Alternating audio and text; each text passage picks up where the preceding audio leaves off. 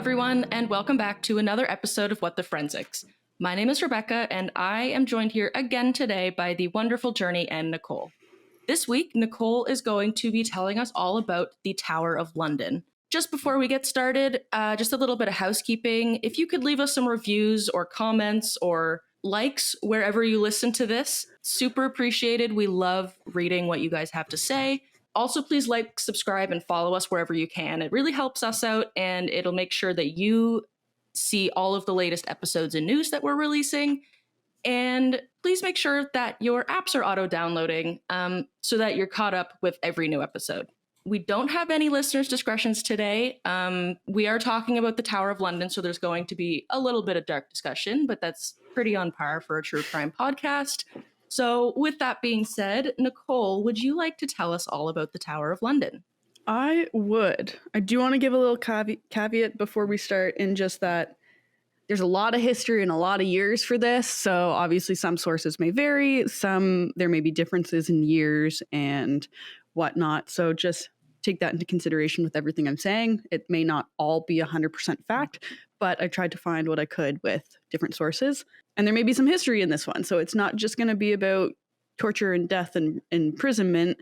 We do have a modes of execution episode you can check out where we do talk about the rack, which was implemented and used at the tower. So check that out if you want kind of a darker episode, I guess. But the history nerd in me quite enjoyed researching this one. The first fortifications of this tower were built by the Norman conqueror William I during the 1070s, as he was worried that those living there were kind of going to throw him out. So he lacked support amongst the people, which isn't really surprising to me since he did invade the area and he did conquer those people. So the tower originally kind of was a way to defend or protect himself from those around him, but also to serve to protect London. The construction did take about 20 years to build, but that construction spanned centuries. It was just the first structure itself was about 20 years to make or to build. And it was built for mostly like war reasons? Yeah, so It was more of like a battlement, more of a base, and more of a protection space, I guess. Wild. Okay. Yeah. The oldest structure in the tower complex itself is the White Tower, and its construction began sometime between 1066 and 1078 and was completed in 1100. It also became the innermost building of the complex, and it's made of white limestone that was imported from Caen, France, and eventually was whitewashed in the 13th century by King Henry III, which kind of gives it the name the White Tower. Today, the tower complex spans over 12 acres of land, and there are several buildings within 2 parallel rings of defensive walls. So it's a very large complex. It's more than just a tower. It kind of became a community and a mini village in and of itself. That's wild, because I always just envision it as just the one tower, and that's it. Like nothing added to it. Yeah. So the White Tower still stands today too, which is really cool, being the oldest building and complex of the tower complex, I guess, which is really, really neat. But yeah, so it's 12 acres of land, several buildings, and it was strategically positioned at a bend in the River Thames to essentially act as the gateway to the capital and to provide protection to the city. So where they had chosen to locate it, it was more of a, when people come in through the river, it acted as a barrier to protect the city. Sorry, my cats are destroying something. And then it kind of served various purposes as the years progressed. But expansion of the tower is said to have continued for about 250 years after William the Conqueror, and its complex expanded and was fortified with the construction of the Bell Tower in 1190, which was finished in 1210, and the Wardrobe Tower, which was built from 1190 as well to 1199. And there are a whole bunch of different towers. These were just 2 that I felt the need to talk about. But the bell at the top of the Bell Tower, hence its name, was used to warn of emergencies or impending doom that may have happened. And then the Wardrobe Tower, it housed the royal garments and the crown jewels of England. There's also Wakefield and Lantern Tower, This is spelled Lanthorn, which is pretty cool. They began construction about 10 years after the bell tower was completed, and a lantern had been positioned at the top of the lantern tower and lit at night to kind of help guide the ships in that were entering the river. And as the name suggests, lanthorn is the Old English spelling of the modern day lantern, which is pretty cool. That is cool. That's like an ancient lighthouse. Yeah, pretty much. Yeah. Cool. A very, very old lighthouse. Yeah. And then further expansions were seen during Henry III, who reigned 1216 to 1272, and Edward I's reign from 1272 to 1309. Probably not going to list out many years going forward because there's a lot of monarchs, a lot of years, and a lot of change that happened throughout basically the 1,000, 2,000 years that it's been around. But with those expansions, there were defensive walls added that had a bunch of mini towers, not many, but smaller towers on them. And they had made the moat bigger around it. It's weird to think that they had a moat for the tower that was on the river. Yeah. So you had the river, moat, tower, and then or I guess the moat would have been kind of inside. And then as they expanded, they kept changing the moat as well. Like I think they moved the moat, filled it in, refilled it once or twice, which is interesting. That's so much work. Yeah, and I don't really understand why, because like you said, they had the river there. Yeah. But I guess it was just an extra level of protection at that point. I guess. And if you have nothing else to do, like why not re-dig a moat a few 100 times or whatever? Exactly. Yeah.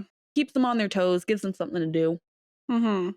What I didn't know before starting my research, though, that the tower served many more functions than I initially thought. Like, I've always just kind of associated that the tower was used as a prison at one point and people were tortured in it. And I guess because we did talk about it in our other episode, but there was surprisingly a handful of other functions it served.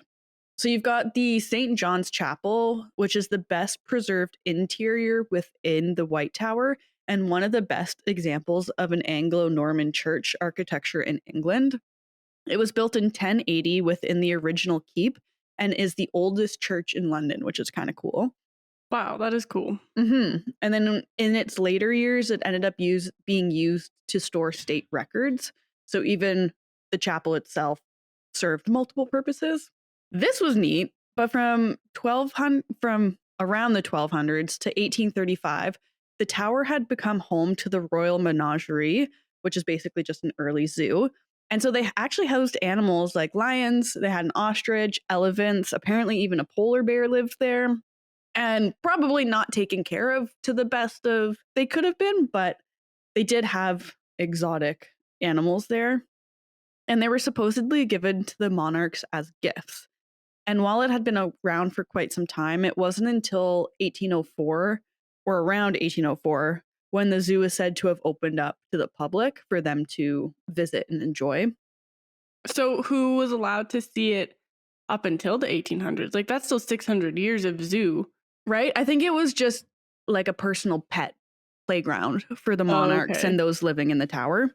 Right. But yeah, so, and I don't know if that means people couldn't have been brought in as visitors, but I think it was in 1804, around 1804, where they actually maybe started monetizing off of it. And like, I don't know if you had to pay to get in, but it was now open access to kind of everyone. Right.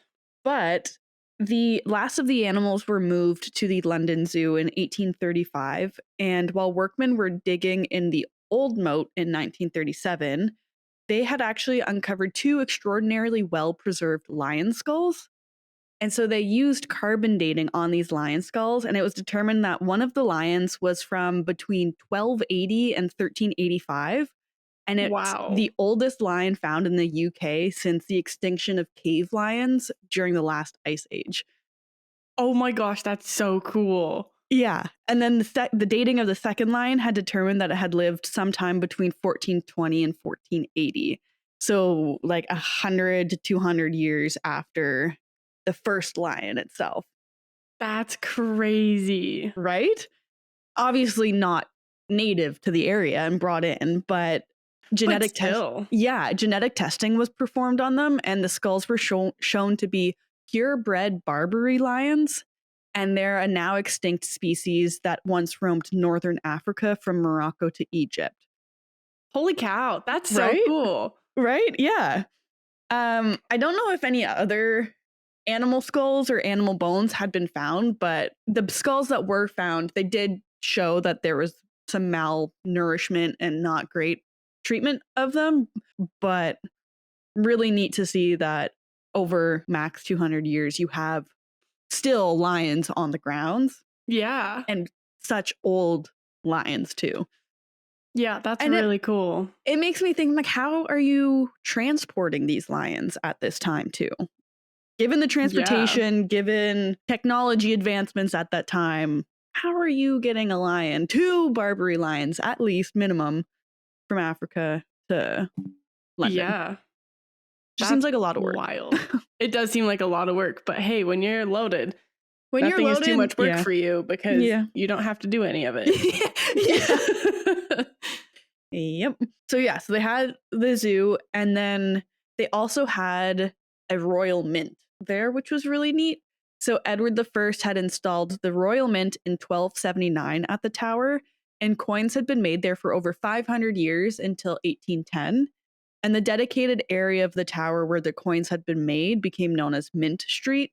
And mint staff had been kept separate from the rest of the tower community, and they were closely monitored, kind of given their occupation. They're working, making coins. They don't want to pocket any of those. But coins had been stamped with the face of the monarch, like we still see today with our money. And supposedly, though, this was the only way for many of the subjects to actually see what their monarch looked like, because they just never saw them. Never, obviously, you're not really coming into contact with your monarch, your king or your queen. And it makes me think back to about kind of the emergence of stained glass. This is kind of a related, unrelated point, but stained glass pieces in churches were very much a way for the illiterate to understand the story of the Bible and like what was being said in the Bible.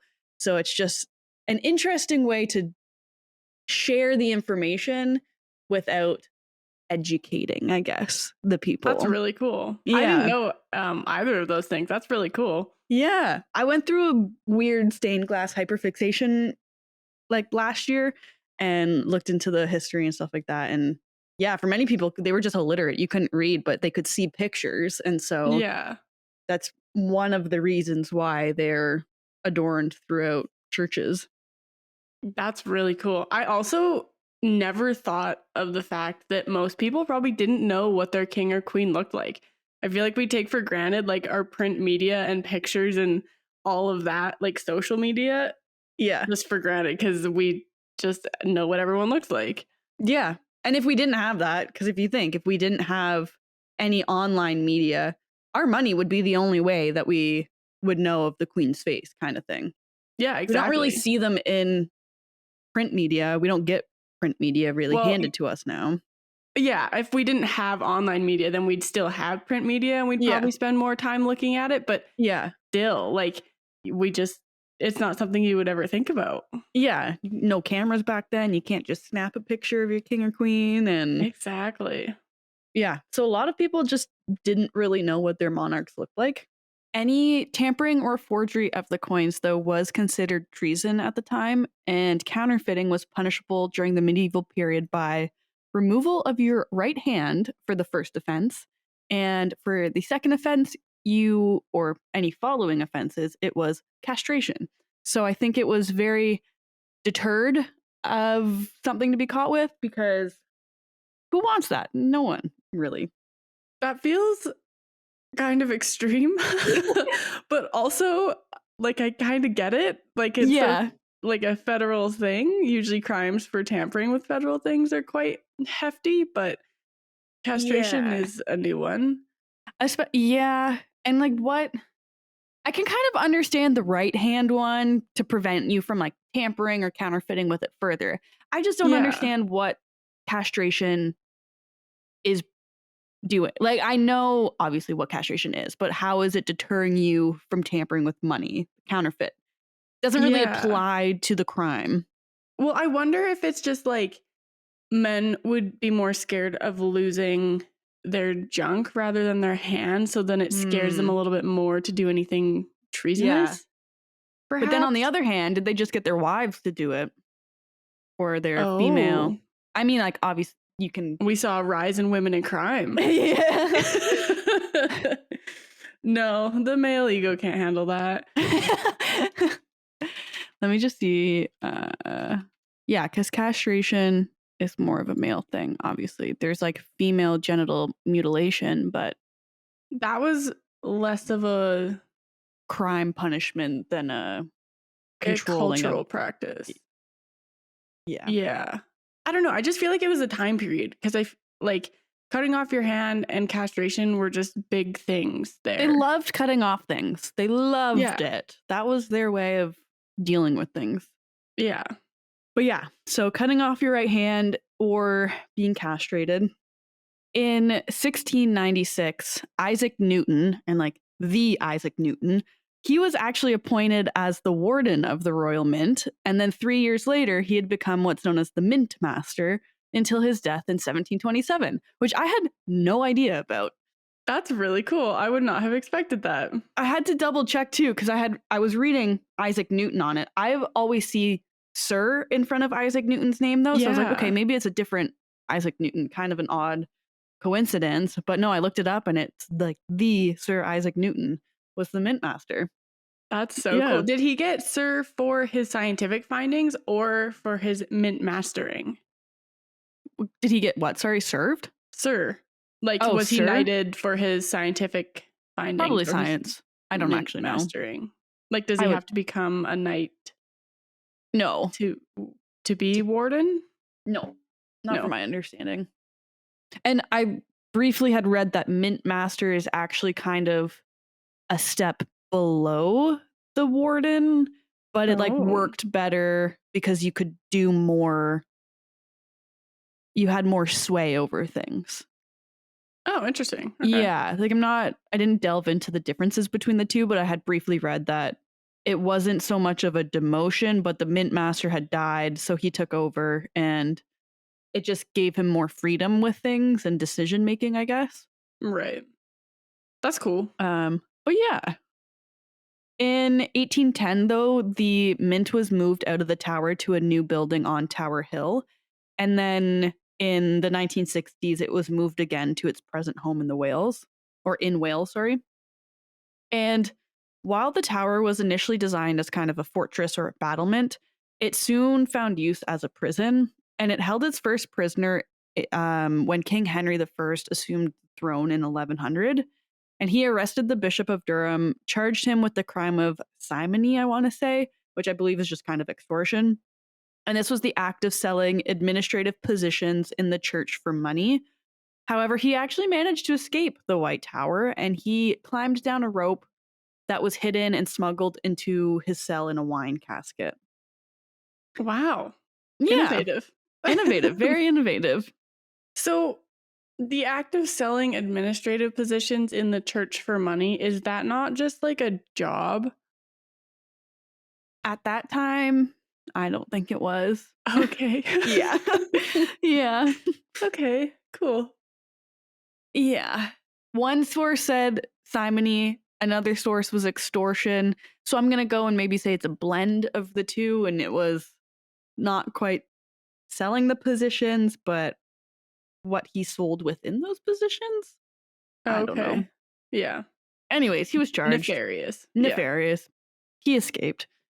During the Tudor period, which was from about 1485 to 1603, the tower had become a state prison, and security of the tower and prison were then maintained by the yeoman warders, they're called, since 1485.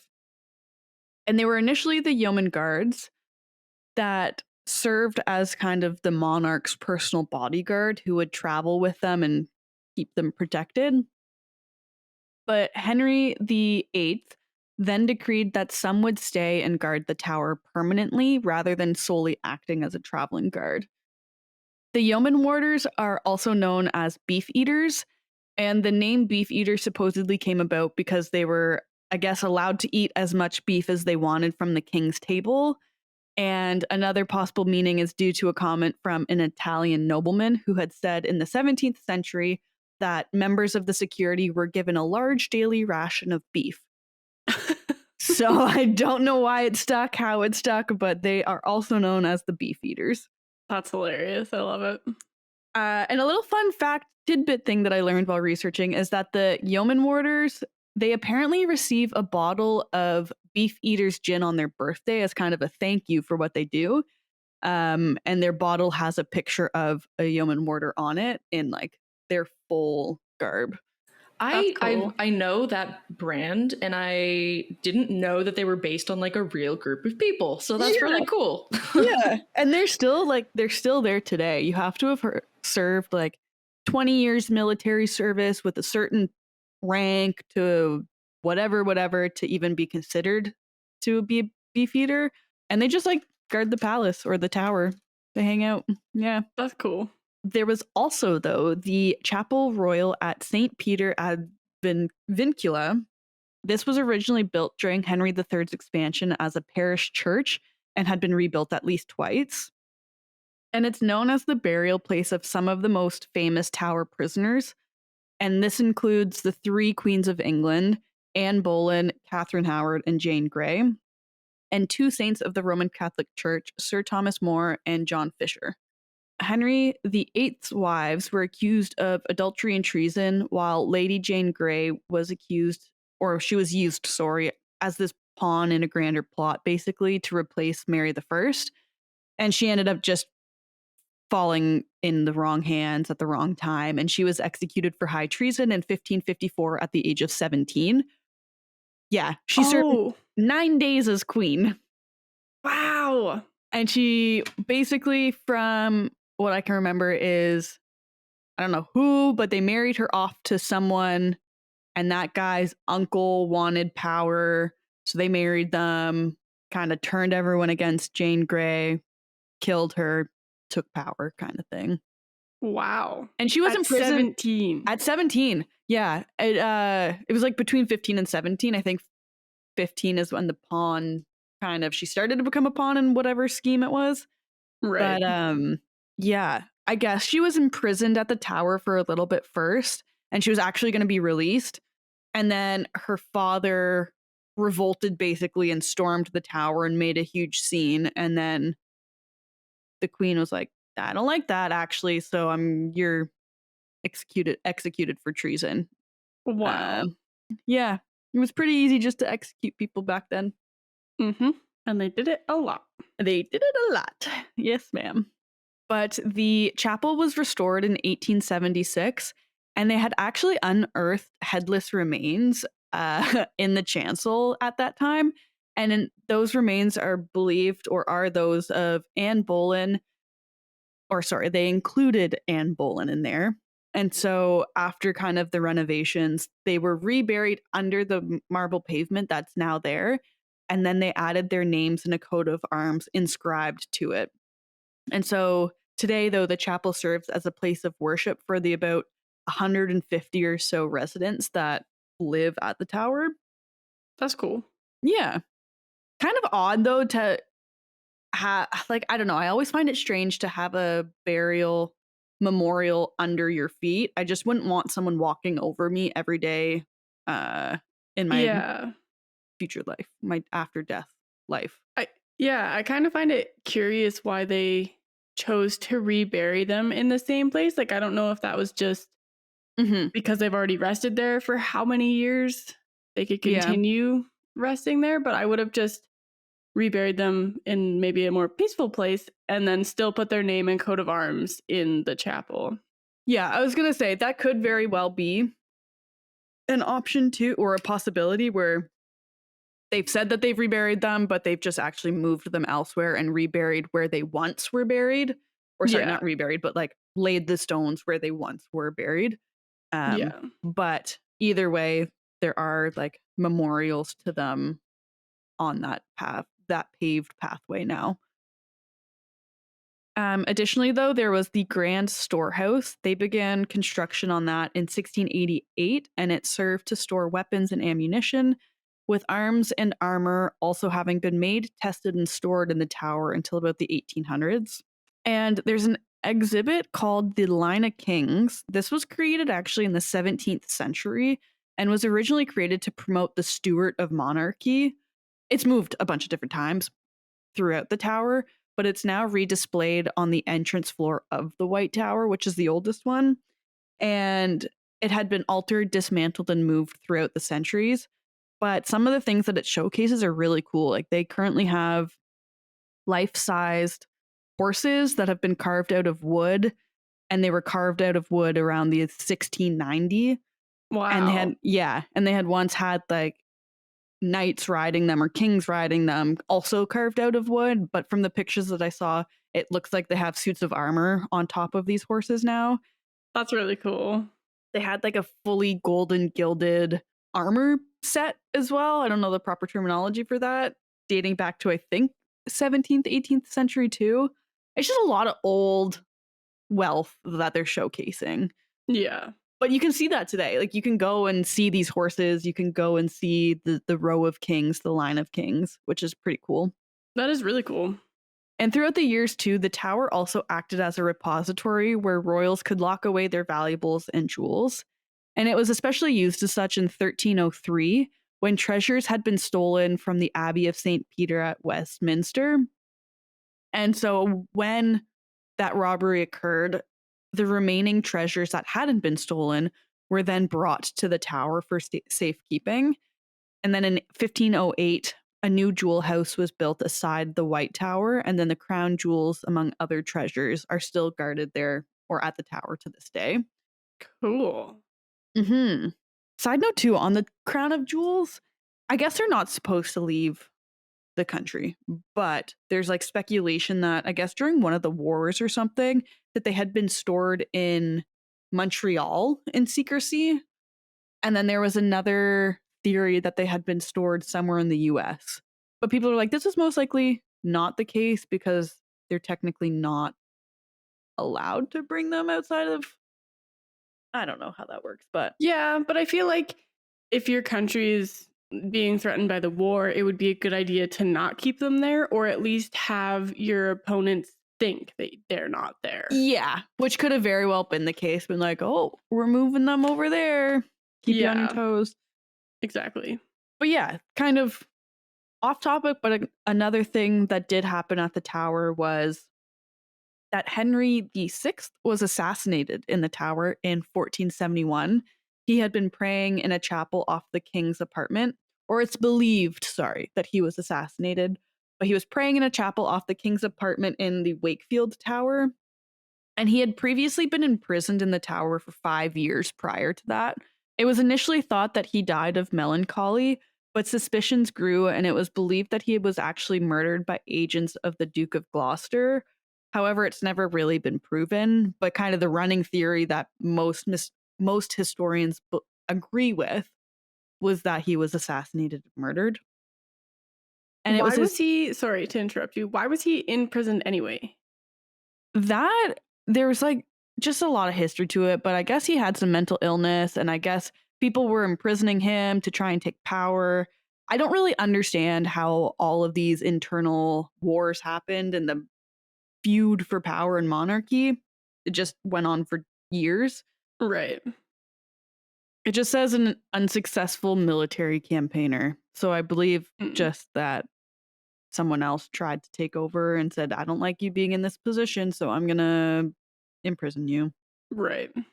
But his two sons, Edward V, who was heir of the throne, and then Richard, who was the Duke of York, they were 12 and 9, I believe, respectively. They had fallen under the guardianship of their uncle, King Richard III, who was the Duke of Gloucester. However, when they were brought to the tower around 1481 to prepare for Edward's formal coronation, this kept being kind of postponed, and then they are said to have vanished within their walls as they were never seen again. Wow. So he's a real nice guy.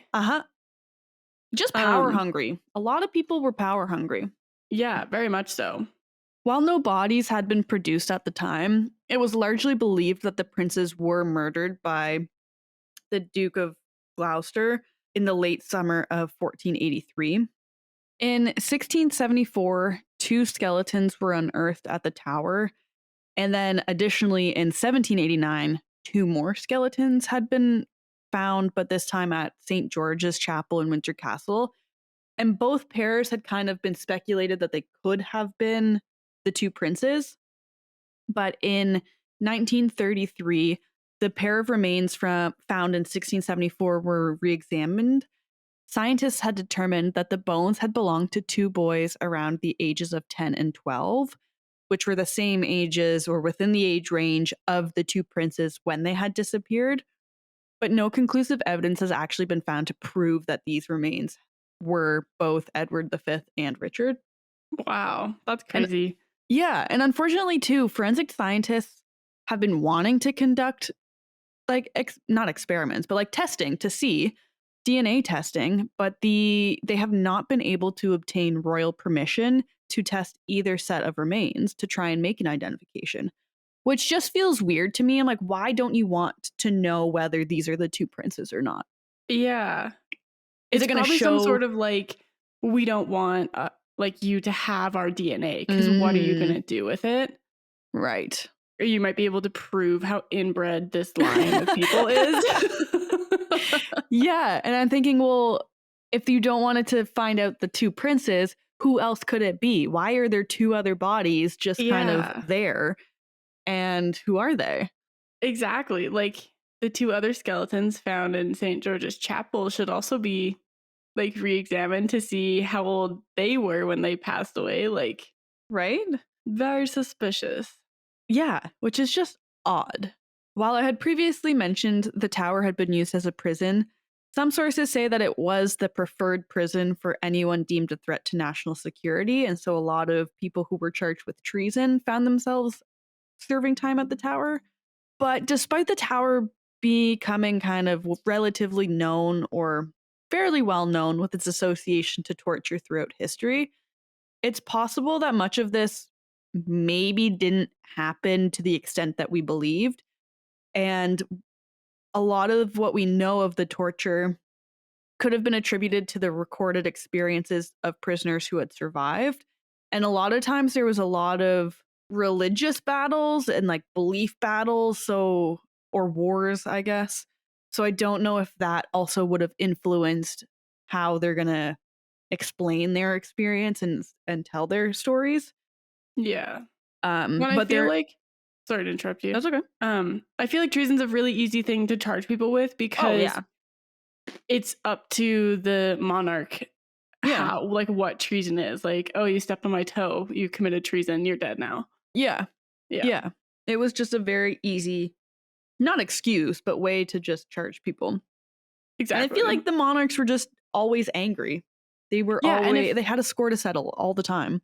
Yeah, and if anyone ever argued with it, then that person was also committing treason and could then also be executed. Yeah, very much a lose-lose situation. Yeah, if you are not the monarch. Yeah.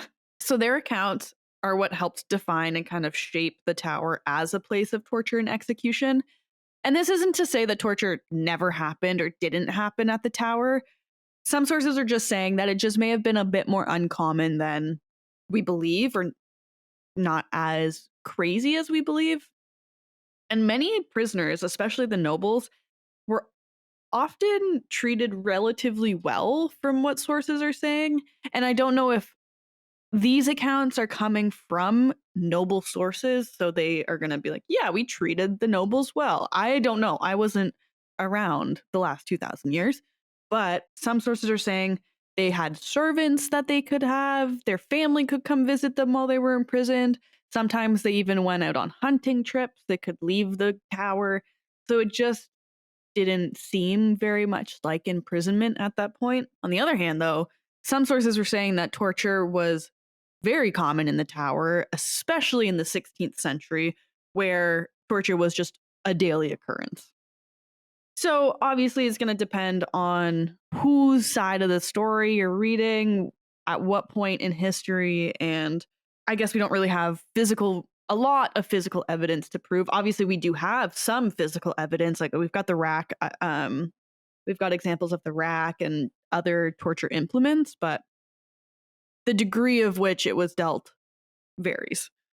Yeah. Yeah. I feel like we have a very unreliable narrator on both sides of the coin there. Yeah. Yeah. There's no unbiased source, I would say, coming from these time periods. Exactly. Which makes things a bit tricky. Yeah. But like I had previously mentioned, like the rack was very much one of them, and we had talked about it in our methods of execution and torture episode. You should listen to that. A lot of fun. Kind of dark, but a lot of fun. And while there's some discrepancies on torture in the tower, executions were a common occurrence. And whether that be kind of inside or outside the tower grounds, kind of disputed.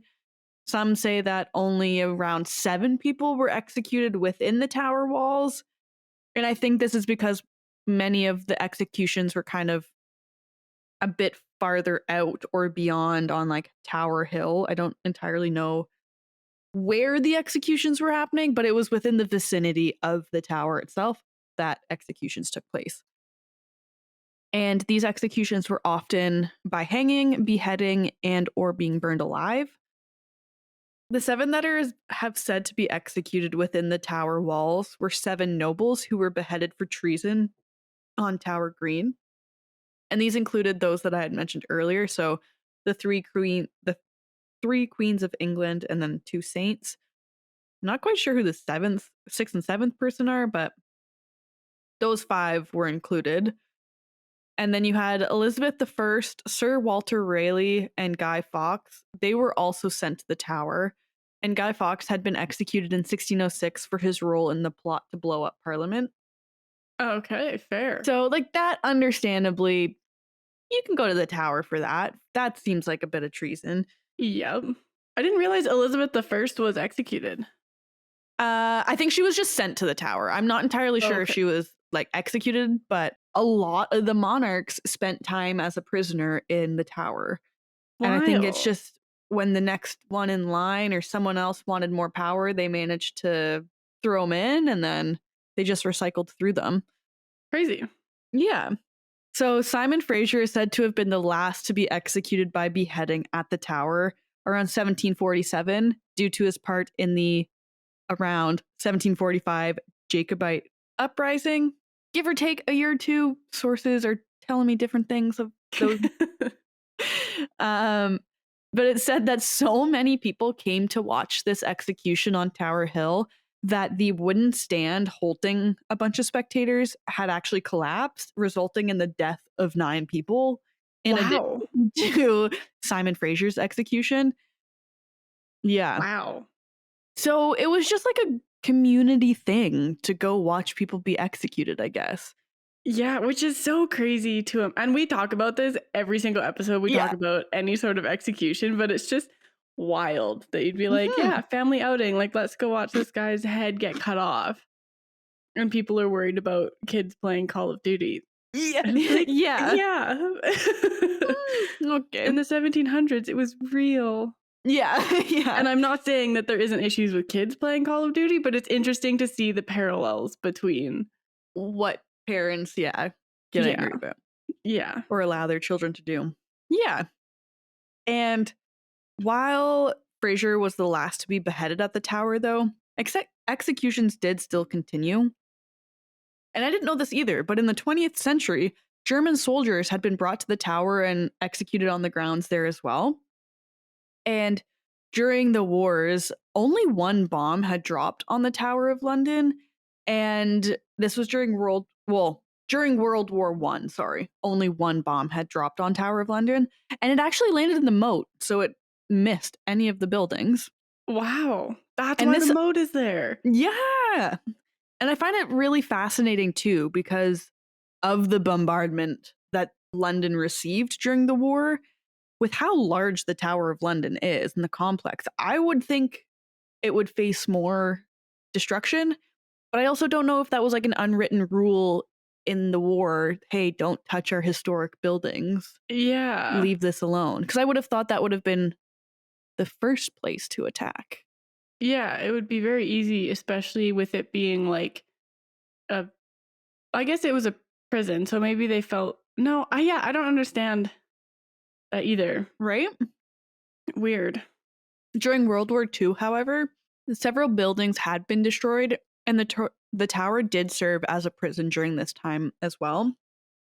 And apparently Hitler's second in command had been incarcerated at the tower in 1941 before he was transferred elsewhere. So they were just storing people left, right, and center. Yeah. The last person to have been executed in general at the tower was a German spy, Joseph Jacobs, and he was shot in 1941 on the tower grounds. Wild. Yeah, so I never really thought, like, I've always associated the Tower of London with its not ancient, but its medieval history. Mm-hmm. Never so much as putting thought into the more current history of it all. Yeah, 100%. I wouldn't have thought that it would be holding prisoners during World War I and World War II. Yeah, right? Much less executing prisoners in World War II. Yeah. Kind of some additional tidbits. I wasn't really sure where to plop this into, but I thought it was really interesting. There are 6 resident ravens, as in like birds ravens, that reside at the tower, or live at the tower, and legend says that should these ravens ever leave, both the tower and the kingdom would fall. Oh. Yeah. And it's believed that Okay. Charles II was the first one to kind of insist that the tower ravens were to be protected, as he was supposedly the one that was given the warning about this myth or this lore. So he was told, hey, if the ravens die, if the ravens leave, the monarchy's gonna kind of end. So there have been ravens at the towers ever since. Wild. And like, obviously not the same ravens, because No. they can't live for hundreds and hundreds of years. So what does Yeah. it mean when one of them dies? I think they just replace them. Huh. Just pull a like switcheroo and hope no one Yeah. notices. Wild. Okay. Yeah. And their wings are clipped to prevent them from like flying too far, which is kind of sad. That kind of feels like you're manipulating them and maybe this foretelling just a little bit. Yeah, but they're the British royalty and monarchs, so Like, the ravens can't ever leave. If I clip their wings and they can't fly, then will always stay in power or whatever. Yeah. Huh, interesting. The ravens today are cared for by a yeoman warder known as the Raven Master, which I think is a pretty cool job title if you ask me. And the current ravens are Jubilee, Harris, Poppy, Georgie, Edgar, and Bronwyn, which I think is kind of fun. English names. Very English names. Yeah. Yeah. In 2006, I think it was, I had read too that I think it was the bird flu was spreading. They had brought the birds not necessarily inside, but they kind of took them away from all of the tourist attraction. And then later on in the year, in the summertime, they had brought them back outside. Okay. But the tower has always kind of been a tourist attraction or a visitor attraction. And interest had really vamped up in, I guess, the 1800s because people's fascination with England's kind of darker history, more gruesome history had kind of taken a hold. But today there are more than 2.5 million visitors a year that come to check out the tower. And something that I wouldn't have really thought about either, but the main threat to the tower now, not so much war or besiege or whatever, is the exhaust from cars. And they're saying that this is a problem that threatens the White Tower specifically because it tinges the white to a more yellow. And I don't know how they clean that off. I don't know if they can clean it off. But visitors often remark that the White Tower looks very cream when they go to see it. That's I like. Yeah. That's so dumb. For a tower to have stood. Yeah. Yeah, like your White Tower's actually cream. Like you can't call it that. Like, no, listen.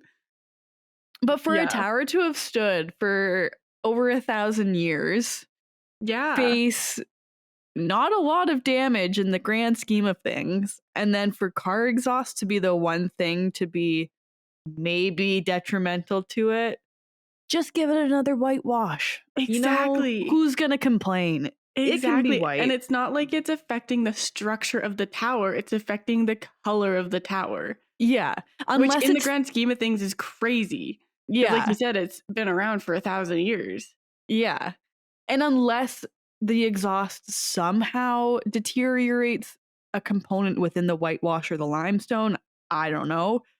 But it just seems like a not relevant, but just not a very big threat to the tower. Yeah, I agree. That's wild. Yeah. But I did read a bit about ghosts that are said to haunt the site. Yeah. And Anne Boleyn, one of the wives, is said to haunt Tower Green, where she was executed. Some saying they see her carrying her head under her arm. There was Arbella Stewart, who had starved under house arrest for marrying without royal permission, who supposedly haunts the Queen's house. I didn't realize that was something that you could be charged with. Okay. You could just be charged with anything. It was so fun, so great. Yeah. And then there are 2 smaller ghosts that haunt the area who are believed to be the princes in the tower. Right. But I didn't realize this either, but the tower still serves a purpose. Like, yes, it still serves a purpose today, but it's still home to people today. So Really?